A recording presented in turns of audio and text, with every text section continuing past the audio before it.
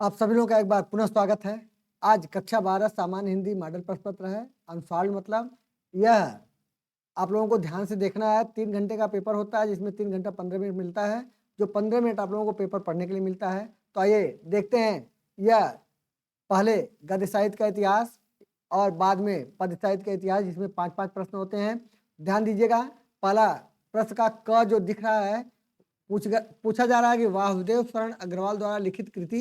तो ध्यान रखिएगा, इसमें पृथ्वी पुत्र यह उनकी रचना है। और दूसरा है प्रोफेसर जी सुंदर रेड्डी किस रचना के लेखक हैं? तो ध्यान रखिएगा, मेरे विचार। और ग देख रहे हैं तो यशपाल की जो लिखी हुई रचना सिंहावलोकन है वह किस विधा की है? तो कहानी विधा की है। और निराला की साहित्य साधना जो रचना है उसके लेखक डॉक्टर रामविलास शर्मा है। चौथा ऑप्शन सही है। और आगे देखते हैं तो पूछा जा रहा है कि आलोचनात्मक कृति साहित्य साचर के लेखक तो हजारी प्रसाद द्विवेदी हैं। और अब दूसरा प्रश्न शुरू होता है जो काव्य से है। इसमें पूछा गया कि हिंदी साहित्य का प्रथम कवि माना जाता है, तो किसे प्रथम कवि माना जाता है? तो तीसरा ऑप्शन सही है, सरापा को। और नई कविता युग की रचना कौन सी है? तो दूसरा ऑप्शन सही है, खुशबू के शिलालेख। और ग पूछा गया कि तार सप्तक का प्रकाशन, यानी तार सप्तक 4 लिखे गए जिसमें प्रथम तार सप्तक का मामला है। तो ध्यान रखेंगे 1943 से यह प्रारंभ होता है तार सप्तक, और आगे 51, 59 और 79 4 तार सप्तक लिखे गए हैं। अगला घ है भारतेंद्र हरिश्चंद्र द्वारा प्रकाशित पत्रिका। तो तीसरा ऑप्शन सही है, कवि वचन सुधा। और रीतिकाल की सर्वाधिक महत्वपूर्ण प्रवृत्ति, तो ध्यान रखेंगे दूसरा सिंगारिकता, यह सबसे माने महत्वपूर्ण प्रवृत्ति रही है। और आगे यहाँ गद्यांश आ गया है। तीसरा प्रश्न है जिसमें गद्यांश को इसी में पूरे प्रश्न है, प्रश्न को पढ़ना है और उत्तर देना है। तो ध्यान दीजिएगा, मैं जल्दी जल्दी थोड़ा थोड़ा करके बताता जाऊंगा, आप लोग ध्यान से सुनिएगा और अपने से आकलन करिएगा। इसमें लिखा गया राष्ट्रीय जन ने किसके साथ तादात्म्य प्राप्त किया है? तो आप लोगों को पहले पैराग्राफ में अंतिम लिखा, सहस्त्रों वर्षों से भूमि के साथ राष्ट्रीय जन ने तादात्म्य प्राप्त किया, यही इतना लिखना है पहले प्रश्न का उत्तर। फिर लिखा राष्ट्रीय जन का जीवन भी कब तक अमर है? तो आप लोगों को दिखाई दे रहा कि जब तक सूर्य की रश्मियां नित्य प्रातः काल भुवन को अमृत से भर देती है तब तक राष्ट्रीय जन का जीवन भी अमर है, यही इसका उत्तर है। फिर जन का सतत वाहिनी जीवन किस तरह है? तो नदी की तरह है, जैसा कि आप लोगों ने लिखा सतत वाही जीवन नदी के प्रवाह की तरह है। तो आपको इतना लिखना है। फिर आगे चौथा प्रश्न है रेखांकित अंशों की व्याख्या करना है। तो रेखांकित अंश ध्यान रखिएगा, जब तक सूर्य की रश्मियां नित्य प्रातः काल भुवन को अमृत से भर देती हैं तब तक राष्ट्रीय जन का जीवन भी अमर है। इसमें बताया गया है कि सूर्य का और जीवन का बहुत गहरा संबंध है, यानी आपको अपने हिसाब से ऐसे लिखना है। लेखक का कहना कि सूर्य और जीवन, राष्ट्रीय जीवन का बहुत गहरा संबंध है। अगर सूर्य रहेगा तभी जीवन है, अगर सूर्य नहीं है तो जीवन भी नहीं है। इसलिए कहा जाए कि सूर्य अगर निकलता रहेगा तो जीवन भी ऐसे ही चलता रहेगा। बस यही इसका व्याख्या है। आगे लिखा गया है दिए गए गद्यांश के पाठ का शीर्षक एवं लेखक का नाम लिखिए। तो वासुदेव शरण अग्रवाल लेखक हैं और राष्ट्र का स्वरूप पाठ का नाम है। यह ऐसे ही आप लोग कम से कम 3 पाठ तैयार रखिएगा, पहला दूसरा तीसरा, हर गद्य पद्य सभी का, या संस्कृत हो, 3 पाठ तक का बहुत महत्वपूर्ण प्रश्न माने आते हैं। आगे देखते हैं, लिखा है दिए गए गद्यांश का शीर्षक एवं लेखक का नामोल्लेख कीजिए। 5वां प्रश्न है ये उसी का। चलिए, तो वह 2 बार हो गया है। अगला देखते हैं, लिखा गया है कई महीने बाद आए थे, सुबह चाय पीकर अखबार देख रहा था कि वे तूफान की तरह कमरे में घुसे, साइक्लोन की तरह मुझे अपनी भुजाओं में जकड़ा, तो मुझे धृतराष्ट्र की भुजाओं में जकड़े भीम के पुतले की याद आ गई। यह धृतराष्ट्र की ही जकड़ थी। अंधे धृतराष्ट्र ने टटोलते हुए पूछा, कहाँ है भीम? आ बेटा, तुझे कलेजे से लगा लूं। और जब भीम का पुतला उनकी पकड़ में आ गया तो उन्होंने प्राणघाती स्नेह से उसे जकड़कर चूर कर डाला। ध्यान रखेंगे, इसी आधार पर प्रश्न है किस तरह कमरे में घुसा और उन्होंने किस तरह मुझे भुजाओं में जकड़ा।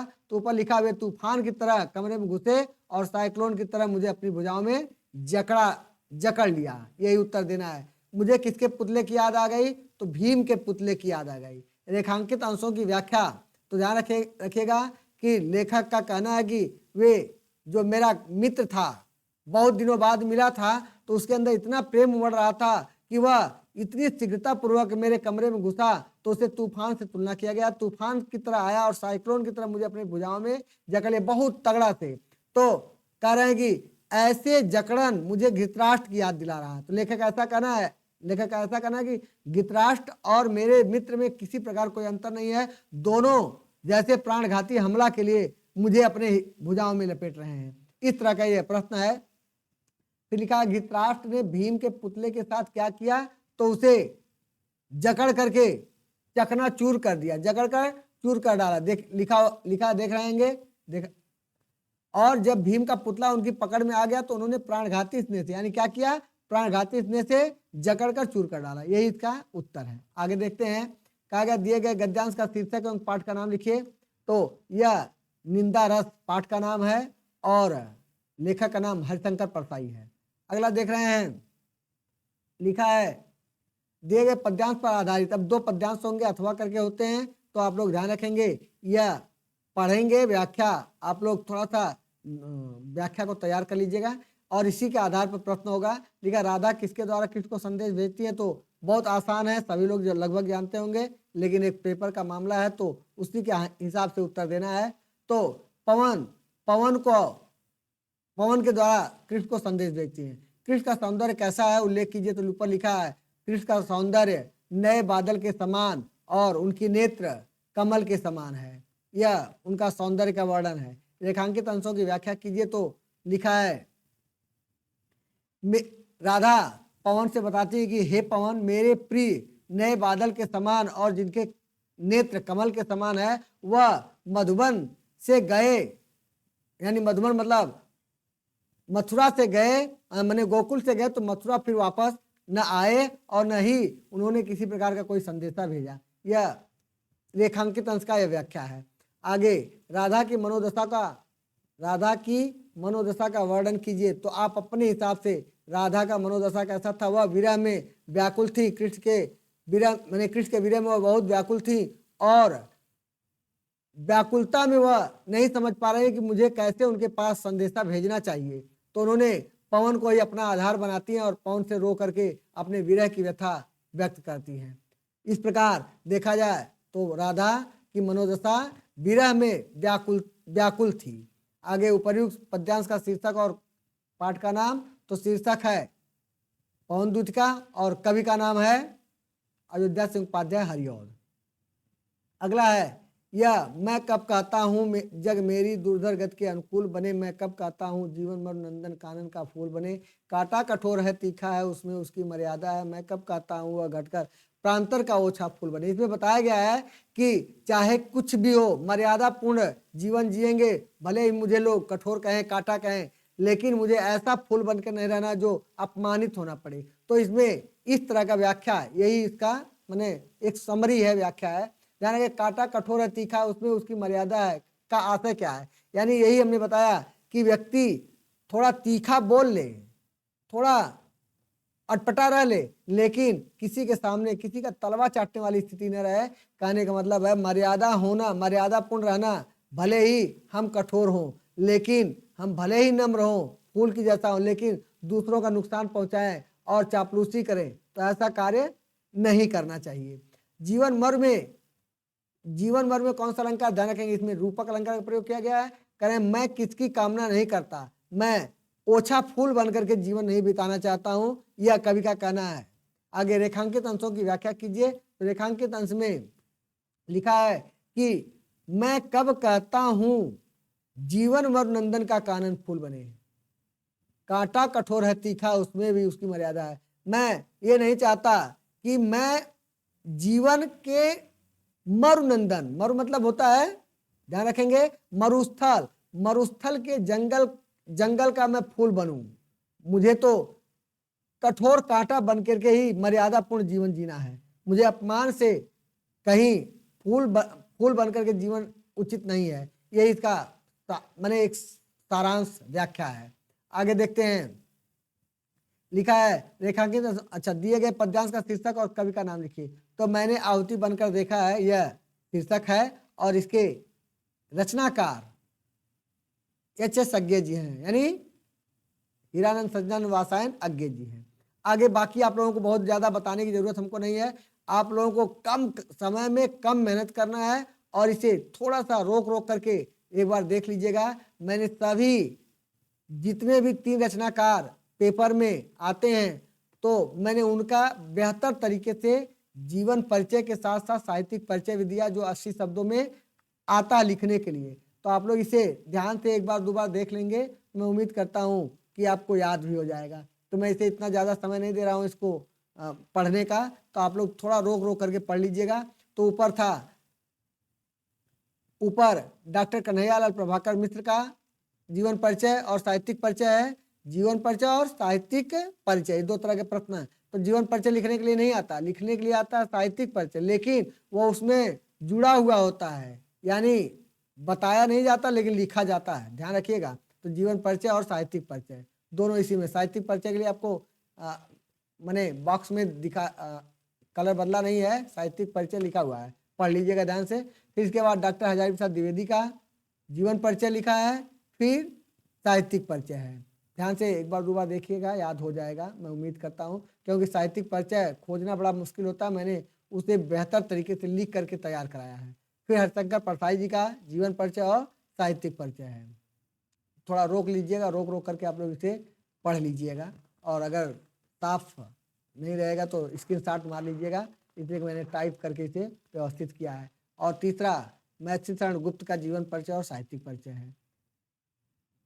मतलब वो गद्य का था, पहले गद्य का आया था, बाद में यह पद्य से है, काव्य से है। तो ध्यान रखेंगे, पहले महर्षि शरण गुप्त का जीवन परिचय है और साहित्यिक परिचय है, यानी 3-3-6 रचनाकारों को मैंने व्यवस्थित साहित्यिक परिचय दिया है। एक दो बार बढ़िया से पढ़िएगा, याद हो जाएगा।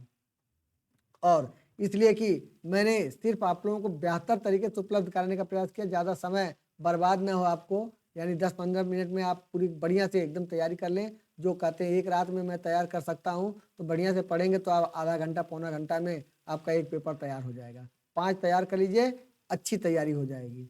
अगला आपने देखा सुमित्रानंदन पंत, महर्षि शरण गुप्त, सुमित्रानंदन पंत, और ऐसे ही 3 रचनाकारों का मैंने बनाया हुआ है, इसमें पूरी रचनाएं हैं। फिर रामधारी सिंह दिनकर हैं, रामधारी सिंह दिनकर का जीवन परिचय और साहित्यिक परिचय, यह हो गया। इसके बाद पंचलाइट अथवा बहादुर कहानी का सारांश, तो मैं सभी को बहुत लेंदी हो जाएगा, सभी तो नहीं लिखे हैं लेकिन थोड़ा थोड़ा करके लिखे हैं।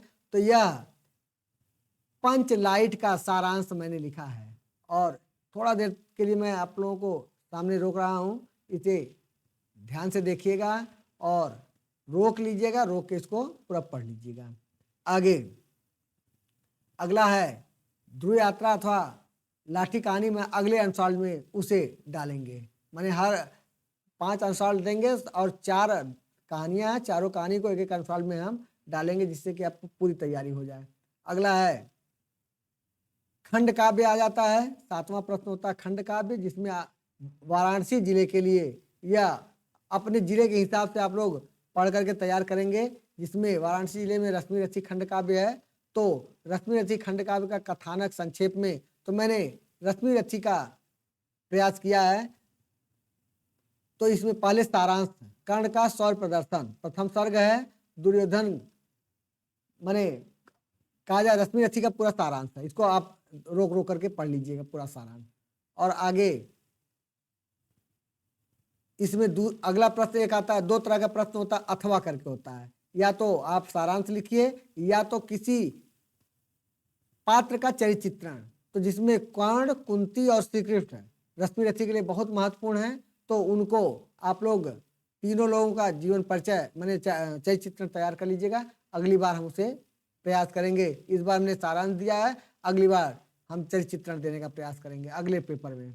और अगला है गद्यांश, मैंने संस्कृत आ गया है, संस्कृत का गद्यांश संदर्भ सहित लिखना है। तो आप लोगों को बस इतना ध्यान रखना है कि प्रस्तुत गद्यांश हमारे हिंदी के संस्कृत भाग से। अब इसमें पाठ का क्या नाम है तो ध्यान रखेंगे, संस्कृत भाषाया महत्वम पाठ से लिया गया है। बस अपने हिसाब से ऐसे ही संदर्भ लिख लेंगे और इसका व्याख्या करना है। तो लिखा है संस्कृत साहित्यम सरस, यानी संस्कृत का साहित्य सरस और व्याकरण सुनिश्चित है। उसके गद्य और पद्य में सुंदरता, भाव बोध का सामर्थ्य और अद्वितीय है, सुनने में मधुर है। यही ध्यान रखना है, यही मैं हिंदी में बोल दे रहा हूँ, आप लोग इसको मिला कर लीजिएगा। लिखा है क्या अधिक कहा जाए, जो चरित्र निर्माण इसकी प्रेरणा से प्राप्त होती है वह किसी अन्य साहित्य में नहीं प्राप्त होती। यानी जो इसके विषय में क्या कहा जाए, जो चरित्र निर्माण के लिए जैसी सत्प्रेरणा संस्कृत साहित्य देती है वैसा कोई अन्य विषय नहीं देती है। मूलभूत जो कहा जाए जो आवश्यकता है वह मानवीय गुणों की जैसी विवेचना संस्कृत साहित्य में है वैसा कहीं अन्य नहीं है। अथवा दोनों में से कोई एक करना होता है, ध्यान रखेंगे। दो गद्यांश होता है और दो पद्य श्लोक होते हैं, किसी एक को करना होता है। तो इसमें अगला पंचशील सिद्धांत का पाठ का है। तो बौद्ध युग में यह सिद्धांत यानी पंचशील का वर्णन किया गया, बीच से दिया गया है। तो बौद्ध युग में यह सिद्धांत व्यक्ति के जीवन के उत्थान के लिए प्रयुक्त होते थे, लेकिन आज यह सिद्धांत राष्ट्र के आपसी सहयोग करने के लिए प्रयोग किए जाते हैं। यानी पंचशील सिद्धांत के विषय में बताया गया है विश्व बंधुत्व की और विश्व शांति के साधन है। यानी क्या है, पंचशील सिद्धांत क्या है, विश्व बंधुत्व और विश्व शांति का साधन है। राष्ट्र नायक श्री जवाहरलाल नेहरू महोदय के प्रधानमंत्रित्व काल में चीन देश के साथ भारत की मित्रता इसी पंचशील सिद्धांत के आधार पर हुआ था। जैसा कि दोनों देश बौद्ध धर्म में निष्ठा रखते हैं। नीचे लिखा है यतो ही उभवापि, यतो ही का मतलब होता है जैसा कि, उभवाप माने दोनों ही देश बौद्ध धर्म में निष्ठावंत, मतलब बौद्ध धर्म में निष्ठा रखते हैं। यह हो गया आपका संस्कृत का गद्य। अगला है श्लोक। संस्कृत के दो श्लोक आते हैं, कोई एक श्लोक आप लोगों को करना है। तो मैं आप लोगों को सलाह दूंगा कि संस्कृत का सुभाषित रत्नानी पाठ है, बेहतर तरीके से आप लोग पढ़ लीजिएगा, उससे श्लोक एक जरूर आता है। जैसा कि पहले ही आप लोगों को दिख रहा होगा, पहला श्लोक वही है, व्यसित यति पदार्थांतर को अपि हेतु न खलु वैरूपाधीन प्रीतया श्रेयस्यन्ते विकसति ही पतंगस्योदय पुंडरीकम द्रविच हिमरस्वा मुद्दते चंद्रकांत। देखिए ध्यान रखिएगा, मैं पूरे व्याख्या को बता दे रहा हूँ, ज्यादा समय नहीं दे रहा हूँ, आप ध्यान रखिएगा। इसमें बताया गया कि कोई पदार्थ किसी दूसरे पदार्थ से मिलाता है तो उसका आंतरिक कारण होता है, न कि बाहरी रूप के कारण वह प्रभावित होता है। ठीक वैसे ही जिस प्रकार सूर्य के उदय होने पर कमल खिलता है और चंद्रमा के उदय होने पर चंद्रकांत पत्थर पिघल जाता है। बस व्याख्या यही है, एक बार दो बार इसको ध्यान से सुन लीजिएगा और रट करके जा करके खाली लिखना रहेगा और इम्पॉर्टेंट है, ये सब श्लोक होते हैं।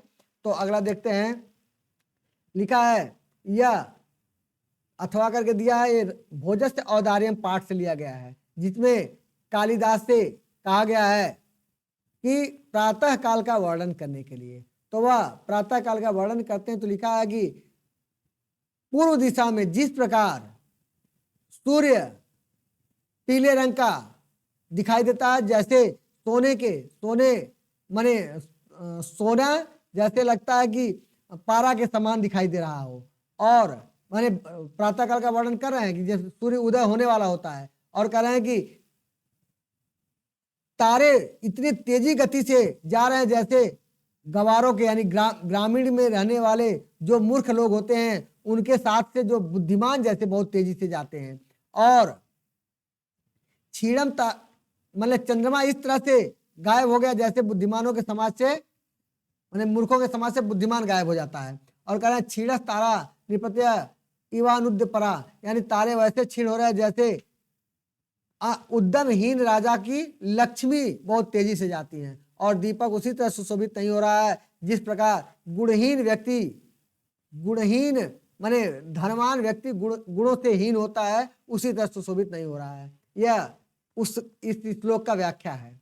आगे इसमें फिर दिया गया है निम्नलिखित लोकोक्तियों का किसी एक का अर्थ लिखकर वाक्य में प्रयोग करना है। तो इसका थोड़ा सा अध्ययन करिएगा। हाथ कंगन को आरसी का प्रमाण की क्या आवश्यकता है, यानी प्रत्यक्ष को प्रमाण की क्या आवश्यकता है, इसका अर्थ है आंखों का तारा होना, अधिक प्रिय होना, पानी पानी होना, लज्जित होना, और सावन हरेन भादो सूखे यानी हर समय में एक बराबर होना, यह इसका अर्थ है।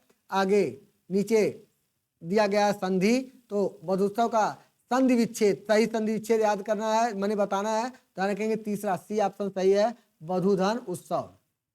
और स्वागतम यानी अगर पूछा जाए कौन संधि है तो बताइएगा, यह दीर्घ संधि, ऊपर वाला दीर्घ संधि है, नीचे वाला स्वागतम तो सुधन आगतम यानी बी ऑप्शन सही है, यह यंड संधि का उदाहरण है। और नायक का संधि विच्छेद कीजिए तो नय धन अक यानी चौथा डी ऑप्शन सही है, जो अयादि संधि का उदाहरण है। इस प्रकार यह देखा जाए तो अगला ख प्रश्न है, तो पूछा गया सरिता में विभक्ति और वचन, तो याद करिएगा मैं बहुत ट्रिक से रूप को तैयार कराया हूँ, चैनल पर सर्च कर लीजिएगा, शब्द रूप धातु रूप मैंने दोनों तैयार कराया, तो आप लोगों के लिए ध्यान रखिएगा कि यह तकारांत, सरित, जगत, आत्मन, नामन, ये चार रूप अगर याद कर लेंगे और एक राजन के याद कर लेंगे तो बहुत बेहतर तरीके से आपका बढ़िया तैयारी हो जाएगी। तो मैंने एक ट्रिक बनाया है, आ ए ई, ध्यान रखिए तृतीय भक्ति से लेकर के सप्तमी भक्ति का मैंने ट्रिक बनाया है, और उसे ध्यान से एक बार दो बार सुनिएगा, एकदम इसी ट्रिक पर बहुत बेहतर काम करेगा। तृतीया में आ ए, चतुर्थी आ ए पंचमी षष्ठी, और ई जैसे जगता, जगते, जगता, जगता, जगती यानी एक वचन का। बाकी दो वचन और बहुवचन बहुत सरल होता है, भ्याम भ्याम भ्याम 3 बार जोड़िए, ओ जोड़िए, काम कंप्लीट। तो हमारे मैंने चैनल पर देख लीजिए, खोज लीजिएगा, मैं बहुत सरल तरीके से मैंने रूप समझाया है। आगे आते हैं तो सरिताम कौन सी भक्ति, षष्ठी भक्ति बहुवचन है, याद रखिएगा षष्ठी भक्ति बहुवचन, बी ऑप्शन सही है। और दूसरा देखते हैं तो सर्वस्मिन में विभक्ति और वचन बताइए, तो यह सप्तमी विभक्ति एक वचन है, सर्वस्मिन सप्तमी विभक्ति एक वचन है, बहुत सटीक तरीके से मैंने बताया है, उसको एक बार दोबारा ध्यान से देखिएगा। इसमें शब्द युग्म है, कहते हैं इसको समश्रुत भिन्नार्थक शब्द, सुनने में एक जैसा लगता है लेकिन अर्थ अलग अलग होता है, थोड़ा सा अक्षरों का अंतर होता है। लिखिए जिसे अविराम अभिराम, दो प्रश्न इस तरह के आते हैं। तो अविराम मतलब होता है बिना रुके, बिना रोके या लगातार, और सुंदर, बी ऑप्शन सही है। अविराम का मतलब होता है सुंदर, और अविराम का मतलब होता है लगातार या बिना रुके हुए, तो एक ही चीज है। और लिखा है बात और वात, बात को जानेंगे, बात का मतलब वार्तालाप, और बात वात मतलब हवा, तो पहला ऑप्शन सही है। आगे देखते हैं तो 3 शब्द दिया गया है, तीनों शब्द में से किसी एक के 2 अर्थ लिखने हैं, यानी अनेकार्थी, इसको कहते हैं अनेकार्थी। पर्यायवाची मत जानिएगा, पर्यायवाची का मतलब पर्यायवाची को समानार्थी कहते हैं, और जो एक ही शब्द के कई अर्थ होते हैं उसे अनेकार्थी कहते हैं। तो ध्यान रखें दोनों में अंतर क्या होता है, बहुत कंफ्यूजन होता है, तो ध्यान दीजिएगा। यानी एक ही अर्थ बताने वाले बहुत सारे शब्द, एक ही अर्थ बताने वाले बहुत सारे शब्द उसे पर्यायवाची समानार्थी कहते हैं, और एक ही शब्द के कई अर्थ उसे अनेकार्थी शब्द कहते हैं। जैसे उदाहरण के तौर पर मैं बता दे रहा हूं, जैसे कहते हैं कि पंकज, तोयज, अंबुज, नीरज, सब एक अर्थ दे रहा है, कमल। ऐसे ही अगर कहा जाए पतंग, अब पतंग एक शब्द है, क्या क्या अर्थ हो सकता है, तो पतंग का अर्थ सूर्य हो सकता है, पतंग का अर्थ फतिंगा हो सकता है, पतंग का अर्थ पक्षी हो सकता है। वैसे ही पूछा वर, वर माने श्रेष्ठ होता है, और वर माने एक दूल्हा भी होता है, तो श्रेष्ठ के लिए ही लागू होता है, चाहे जहां भी कहा जाएगा श्रेष्ठ के लिए लागू होता है। तो वहां हम वर का दिमाग में हमारे आ जाता है दूल्हा, लेकिन वर का अर्थ श्रेष्ठ, दोनों लागू हो सकता है। वैसे द्विज, द्विज माने ब्राह्मण होता है, द्विज माने पक्षी होता है, द्विज माने दांत होता है, तो ऐसे अनेकार्थी। राग, राग माने प्रेम भी होता है, राग माने लय भी होता है, एक जो लय राग ताल जो चलता है तो लय भी होता है, इस तरह से। और फिर लिखा है वाक्यांश का एक शब्द है, यानी एक वाक्य लिखा गया जो एक शब्द में कैसे, कौन सा इसमें 4 ऑप्शन में सही होगा, यानी जो ईश्वर में विश्वास करता है उसे कहते हैं आस्तिक, डी ऑप्शन सही है। और दूसरा प्रश्न दिख रहा है जानने की इच्छा रखने वाला, तो याद रखिएगा इसमें जिज्ञासा भी दिया, जिज्ञासु दिया, तो जानने की इच्छा रखने वाला व्यक्ति है। जिज्ञासा माने जानने की इच्छा मात्र, और जिज्ञासु माने जानने की इच्छा रखने वाला कोई व्यक्ति, बस इतना ध्यान रखेंगे। और आगे लिखा है निम्नलिखित में से किन्हीं 2 वाक्यों को शुद्ध कीजिए, तो इसमें शुद्ध करना है, तो उसने 3 पुस्तकें खरीदा, तो इसको पुस्तकें स्त्रीलिंग है इसलिए इसको बना लेंगे खरीदी, उसने 3 पुस्तकें खरीदी। और कृपया मेरे सामानों पर ध्यान रखना, तो यहाँ सामानों को हटा लेंगे, कृपया मेरे सामान का ध्यान रखना, सामान का संबंध है, मेरे सामान का संबंध है। तो मैं भोजन कर लिया हूँ, लिखा लिख यहाँ बना लेंगे, मैंने भोजन कर लिया है, कर लिया हूँ, मैंने भोजन कर लिया है। भूतकाल का प्रयोग किया गया है, तो भूत का यहाँ हूँ, लिया हूँ और कर लिया है, मैंने भोजन कर लिया है, यानी ये भूतकाल में प्रयोग दिखना चाहिए, ये वर्तमान काल का सूचक दिख रहा है। तो एक पुरुष और एक स्त्री जा रहे हैं, बस इसी को बना लेंगे, एक पुरुष और एक स्त्री जा रहे हैं, इतना हो जाएगा। बाकी वीर रस अथवा करुण रस का एक परिभाषा और उदाहरण देना है, तो इसका थोड़ा सा आप लोग तैयारी कर लेंगे। मैंने सब पढ़ाया है, बहुत शॉर्ट ट्रिक में भी मैंने सारा चीज पढ़ाने का प्रयास कर रहे हैं। तो अभी मैंने अलंकार पर ध्यान दिया है, फिर ऐसे रस छंद, तो शॉर्ट वाली वीडियो आप लोग थोड़ा सा एक बार देखिएगा, आप लोग बहुत कुछ मिल जाएगा, बहुत आसान मिल जाएगा। और आगे यमक अलंकार अथवा श्लेष अलंकार का लक्षण का मतलब परिभाषा होता है और एक उदाहरण लिखना है। तो ये सब थोड़ा सा आप लोगों को तैयार करना होगा मेरे वीडियो को देख करके, बाकी और मैं कुछ नहीं कर सकता। अभी चौपाई सोठा का मैंने शॉर्ट में 2 वीडियो अलग अलग छोटा सा 30-30 सेकंड का मैंने बनाया है, आप लोग उसे देखेंगे तो बहुत अच्छा लगेगा, याद भी हो जाएगा। और बाकी आता है अपने क्षेत्र में कोई समस्या है तो समस्या पर एक प्रार्थना पत्र, एप्लीकेशन, आवेदन पत्र, किसी तरह का कुछ भी आ सकता है, तो ध्यान रखिएगा। इसमें लिखा अपने क्षेत्र में प्रदूषण से उत्पन्न स्थिति का वर्णन करते हुए किसी दैनिक समाचार पत्र के संपादक को एक पत्र लिखिए। तो यह पत्र हमने पूरा विधिवत मैंने लिख करके मैंने तैयार कर दिया, टाइप करा दिया, ताकि आप लोगों को ज्यादा समस्या ना हो, आप लोग आराम से लिख सकें। और बाकी एक आता है प्रश्न बैंक के लिए, तो अगले प्रश्न में मैंने अगले पेपर में आपको दूसरा जो कहते हैं कि एक मैंने प्रोफार्मा होता है, तो प्रोफार्मा खाली बनाना है, अपनी मर्जी से ही लिखना है। तो अभी मैंने अगले में किसी बैंक के प्रबंधक को स्कूल यूनिफॉर्म ड्रेस की दुकान खोलने हेतु ऋण प्राप्त करने के लिए आवेदन पत्र, बहुत सारा ऐसे आता है, नौकरी के लिए आता है कि किसी विद्यालय में पद खाली होने के कारण मैंने किसी मैंने जिला शिक्षा अधिकारी को पत्र लिखिए। तो इस तरह के बहुत सारे प्रश्न आते हैं, तो मैं पांचों में अलग अलग मैं लिख करके आप लोगों को समझाने का प्रयास करूंगा। और बाकी निबंध है, तो अंतिम प्रश्न है निबंध है। इस निबंध को मैंने 7-8 निबंध को मैंने समझाया है, 15-20 मिनट का है। हर तरह के निबंध मैंने बताया, निबंध कैसे लिखा जाएगा, तो मैंने इस पर ज्यादा समय देने का प्रयास नहीं किया, क्योंकि ज्यादा समय लग जाएगा तो उबन न हो। तो आराम से आप लोग टॉपिक वाइज तैयारी करें, तो निबंध को आप दूसरे टॉपिक में चले जाइएगा, यानी दूसरा वीडियो देखिएगा, मैंने सारे निबंध को पढ़ाया हुआ है। बस आज इतना ही। अगर अच्छा लगेगा तो प्रयास करिएगा, आप लोग चैनल को सब्सक्राइब कर लीजिएगा, और ऐसे बहुत सारी वीडियो आप लोगों को मिलती रहेंगी। अगर आप लोगों ने किताबों का अध्ययन नहीं किया है, तो हमारे मैंने चैनल पर देखेंगे तो सभी पाठों का, जैसे पवन दूज का है, कैकेयी का अनुताप है, श्रद्धा मनु है, मैंने समझाया हुआ, बेहतर तरीके से समझाने का प्रयास किया है। आप लोग उसको पढ़ लीजिएगा और इसके बाद हल करिएगा, तो मैं समझता हूँ अच्छा से हल कर लेंगे। बस आज इतना ही। अगले दूसरे पेपर के साथ हम आप लोगों से मिलते, तब तक के लिए सभी लोगों को धन्यवाद।